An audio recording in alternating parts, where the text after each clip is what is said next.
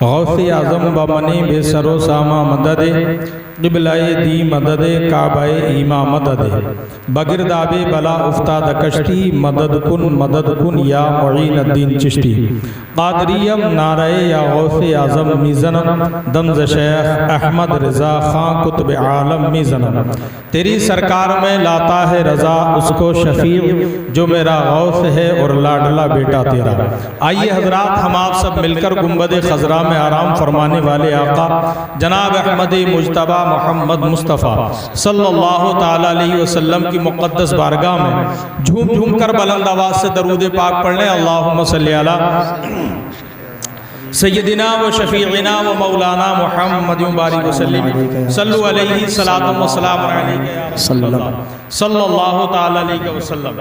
حضرات گرامی وقار، ہمیں آپ کو یہاں پر کافی ٹائم ہو گیا، کافی وقت سے یہ پروگرام چل رہا ہے۔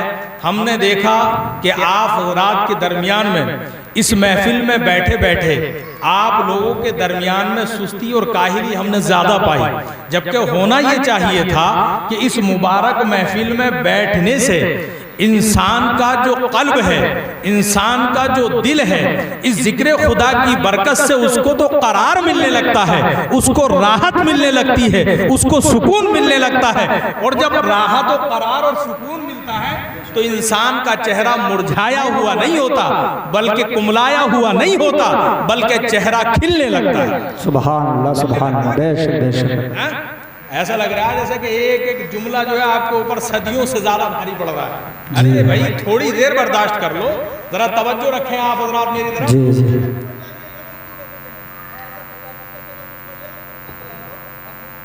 اچھا اچھا اچھا،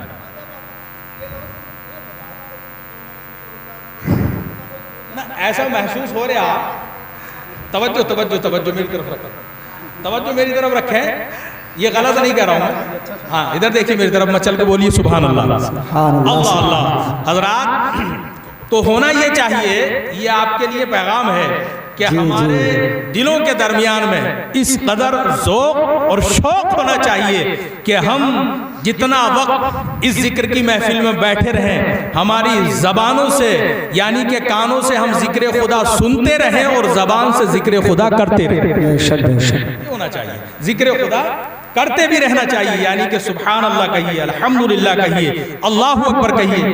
اچھا یہ جو زبان عطا فرمائی ہے یہ اللہ نے ہی عطا فرمائی ہے، ہمیں جو پیدا فرمایا ہے اللہ نے ہی پیدا فرمایا۔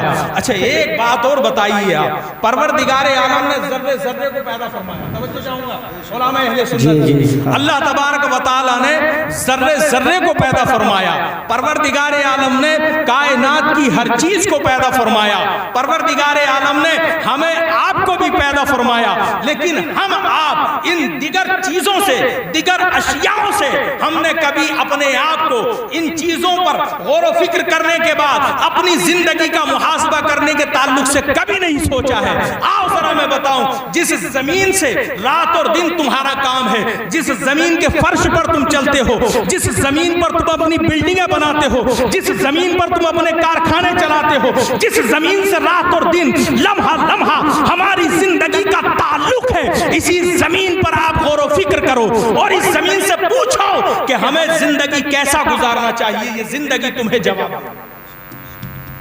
غور و فکر کرو، آپ پوچھو اس زمین سے، پوچھنا کیا ہے؟ آؤ میں آپ کو ذہن دینا چاہتا ہوں، اس زمین کو آپ دیکھیے، اس زمین کے اندر آپ ایک گڑھا کھودیے، گڑھا کھودنے کے بعد ایک موٹا تازہ جانور جو بہت وسیع ہو، بہت بسنی ہو، موٹے موٹے یعنی کہ اس کے اندر ہڈے اور ہڈیاں ہوں، اس کو گڑھا کھودنے کے بعد اس زمین کے اندر ڈال دو، چند دنوں کے بعد آپ جاؤ گے تو یہ زمین کھا پی کر اس کو چٹ کر جائے گی۔ حضرات محترم، نہ اس کا گوشت ملے گا، نہ اس کی ہڈیاں ملیں گی، ساری چیزیں ختم ہو جائیں گی۔ اب یہی زمین ہے، اس نے بڑے سے بڑے جانوروں کو، موٹے سے موٹے، تازہ سے تازہ جانوروں کو کھا پی کر کے چٹ کر دیا ہے، لیکن یہی زمین ہے، اس کے سینے کو ہم نے چیرا ہے اور چیرنے کے بعد گندم کا دانہ اس کے اندر ہم نے ڈالا ہے یا کوئی اور سبزہ اگانے والا دانہ اس کے اندر ہم نے ڈالا ہے۔ ہم نے دیکھا ہے کہ بڑے سے بڑے موٹا تازہ جانور کو یہ چند دنوں میں کھا پی کر ختم کر دیتی ہے، لیکن اس کے سینے کو چیرنے کے بعد جب ہم نے گندم کا دانہ ڈالا ہے تو گندم کا دانہ اس نے کھایا نہیں ہے، اس کو چٹ نہیں کیا ہے، بلکہ چند دنوں کے بعد ایک سبزہ نکلا ہے، وہ درخت کی شکل اختیار کر لیتا ہے، حضرات اس میں بالیاں لگ جاتی ہیں، اس کے اندر دانے بن جاتے ہیں۔ میں پوچھنا چاہتا ہوں اس زمین سے پوچھو کیا یہ گندم کا دانہ زیادہ طاقتور تھا یا وہ موٹا تازہ جانور زیادہ تھا؟ جی جی بے شک بے شک۔ گندم کا دانہ زیادہ طاقتور ہے یا موٹا تازہ جانور زیادہ طاقتور ہے؟ تو آپ کہو گے حضرات عقل یہاں پر جواب دے گی آپ کی کہ گندم کے دانے کی حیثیت ہی کیا ہے، اسے 2 دن اگر گیلی مٹی میں رکھو تو آٹا بن جائے، مثل آٹا بن جاتا ہے حضرات گرامی وقار، لیکن موٹا تازہ جانور ختم ہو گیا اور گندم کا دانہ وہ سبزہ بن کر باہر نکل آیا، حضرات درخت بن گیا، اس میں بالیاں لگ گئی، دانے پڑ گئے۔ تو اب اس زمین سے پوچھو کہ زمین تو نے اتنے موٹا تازہ جانور کو کھا لیا لیکن گندم کو تو نے کیوں نہیں کھایا؟ تو یہ زمین جواب دے گی ہمارا کام اپنی طبیعت سے نہیں ہوتا، ہمارا کام اپنی مرضی کے مطابق نہیں ہوتا، ہم وہ کرتے ہیں جو رب کا حکم ہوتا ہے۔ ہے نعرہ تکبیر، نعرہ رسالت، مسلک اعلی حضرت فیضان اعلی حضرت مولانا عبدالقادر مراد آبادی، نعرہ تکبیر، نعرہ رسالت۔ ہم وہ کرتے ہیں جو رب کا حکم ہوتا ہے، رب کی مرضی۔ موٹا تازہ جانور کو کھا پی کر کے چٹ کر دیا جائے تو اس کو ہم نے کھا پی لیا ہے، اس کی ہڈیوں کو ہم نے ختم کر دیا ہے، لیکن رب کا حکم ہوا دانے کو کھانا نہیں ہے بلکہ اس کو سبزے کی شکل میں باہر لانا ہے، تو ہم نے اس کو سبزے کی شکل میں باہر لا دیا ہے۔ حضرات اب ذرا اور دیکھیے، آپ رات اور دن کام کرتے ہیں، چھریوں کو چلاتے کہ نہیں؟ چھری کا کام ہے کاٹ دینا، لیکن ہم نے اسی چھری کے مزاج کو دیکھا ہے۔ حضرت ابراہیم علیہ السلام کے ہاتھ میں چھری ہے، یہ وقت آنے والا ہے بالکل قریب۔ حضرت ابراہیم علیہ السلام کے ہاتھ میں چھری ہے اور زانوؤں کے نیچے اللہ کے نبی کا بیٹا، وہ بھی اللہ کا نبی، زانوؤں کے نیچے حلقوم پر چھری کو رکھا گیا اور چھری کو چلانا شروع کیا۔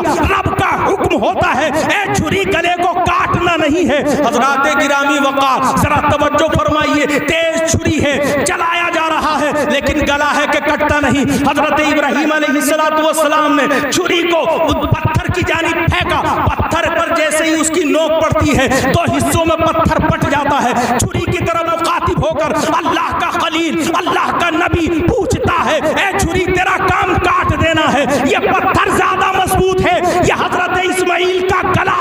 تو چھری جواب دیتی ہے پتھر زیادہ مضبوط ہے، تو کہا اسماعیل کے گلے کو کیوں نہیں کاٹا؟ تو یہ جواب دیتی ہے چھری اے اللہ کے نبی سنو، میں اپنی مرضی سے کوئی کام نہیں کرتی، میں وہی کرتی ہوں جو رب کا حکم ہوتا ہے۔ واہ واہ، نعرہ تکبیر، نعرہ رسالت، مسلک اعلی حضرت فیضان اعلی حضرت جلسہ ایصال ثواب، نعرہ تکبیر۔ سبحان اللہ سبحان اپنی اللہ، مرضی سے کوئی کام نہیں کرتی۔ حضرات چھری کو لے لیجئے آپ، اس کے علاوہ دنیا کی تمام اشیاء ہیں، آپ کسی کو نہیں پاؤ گے کہ وہ اپنی مرضی سے کام کر رہا ہے، فقط ایک انسان ہے۔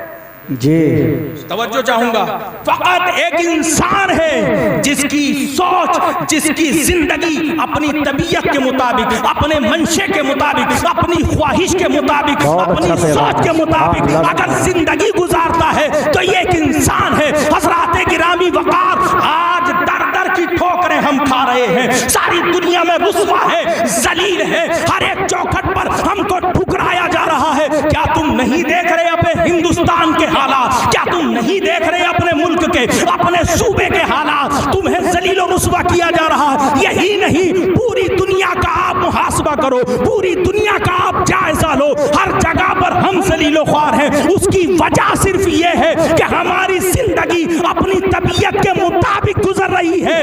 یاد رکھو، اگر ہماری زندگی رب کی مرضی کے مطابق گزرے تو ہمیں تعداد کی ضرورت نہیں۔ نہیں ہے, ہمیں ضرورت خدا اور رسول کی ذات کی. واہ واہ واہ, سبحان اللہ بھائی, سبحان اللہ, بہت خوب, زندہ باد, سبحان اللہ, سبحان اللہ. کیا سمجھا ہے, ہمیں تعداد کی ضرورت نہیں ہے, ہمیں تو خدا اور رسول کی ذات کی ضرورت ہے. سوچ کیا ہے, فکر کیا ہے, کیا رات اور دن جاگ کر پیسہ کمانا اسی کو تم نے اپنا مقصد سمجھا ہے؟ نہیں, قرآن کو اٹھاؤ. رب تبارک و تعالیٰ ارشاد فرماتا ہے, جن اور انسان کو میں نے اپنی عبادت کے لیے پیدا فرمایا ہے. تم ہو کیا چیز جو اپنی تم ہو کیا, کس کھیت کی مولی ہو؟ حضرات, مثل پانی کی طرح, جیسے پانی کا بلبلا ہوتا ہے نا, اسی طرح سے انسان اپنی زندگی کو سمجھ لے. پتہ نہیں کہ کون سا ہوا کا جھونکا آئے گا اور پھسل جائے گا, کون سا وقت آئے گا سانس کا ڈورا ٹوٹ جائے گا. اس دنیا سے جانا ہے. آؤ, ابھی تک تو یہ آپ کے تعلق سے تھا, عوام کے تعلق سے تھا, اب تک کے حالات کی بنیاد پر تھا. آؤ ذرا تھوڑا سارا ایک قدم آگے چلو, مچل کے بولو سبحان اللہ, سبحان اللہ, سبحان اللہ. اگر احساس ہو میری باتوں کا تو رات کو بستر پر لیٹنے کے بعد, میں اب زیادہ باتیں تو نہیں بتا پاؤں گا, لیکن رات کو بستر پر لیٹنے کے بعد غور و فکر ضرور کر لینا میرے بھائی.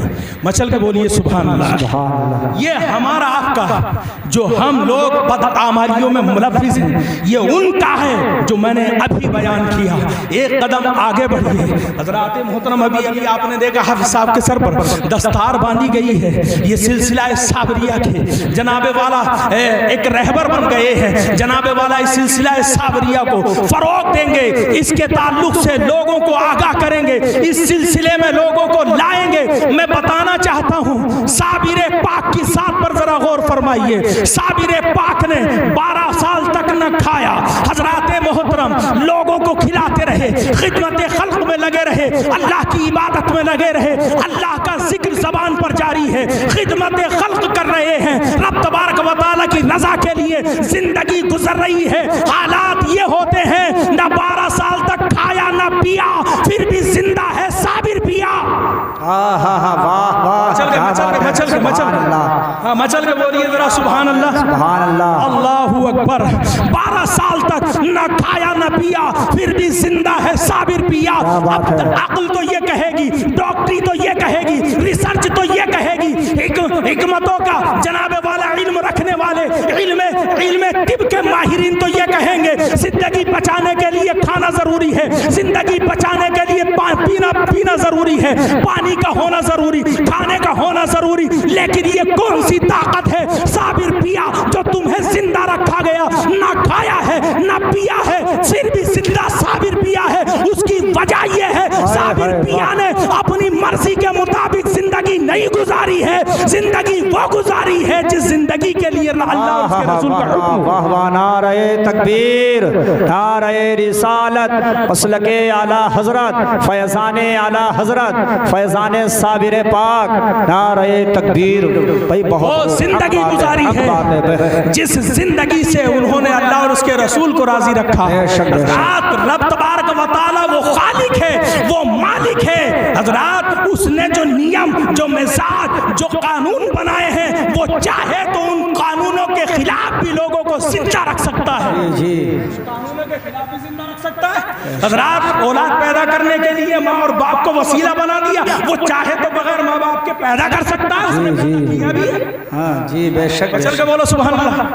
پیدا نہیں کیا ہے, حضرت آدم کو پیدا کیا, حضرت حوا کو پیدا کیا, بغیر باپ کے حضرت عیسیٰ روح اللہ کو پیدا کیا. بولو بولو, میں چل کے بولو. وہ خالق ہے, وہ مالک ہے, سارے کائنات کا مالک ہے, پروردگار ہے, پالنہار ہے. حضرات, وہ پروردگار عالم ہے. میرے بھائیوں, ہمیں زندگی ایسا گزارنا چاہیے. اپنی زندگی کا محاسبہ کرو, اللہ کی بارگاہ میں سچی توبہ کرو. یہ زندگی کوئی زندگی نہیں جس زندگی میں اللہ اور اس کے رسول کا ذکر نہ ہو. آج تم نہیں دیکھ رہے ہو, آپ نے نہیں دیکھا ابھی ہندوستان میں کتنے باغی ہیں, کتنے وہ ظالم ہیں.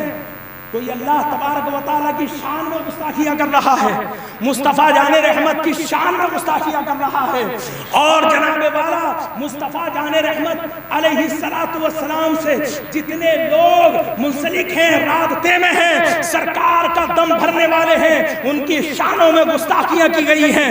خواجہ غریب نواز علیہ رحمت والرضوان کی شان میں گستاخیاں کی گئی ہیں، اور بزرگان دین کو برا بھلا کہا گیا ہے. کیا آپ کو معلوم نہیں ہے اس کی وجہ صرف یہ ہے؟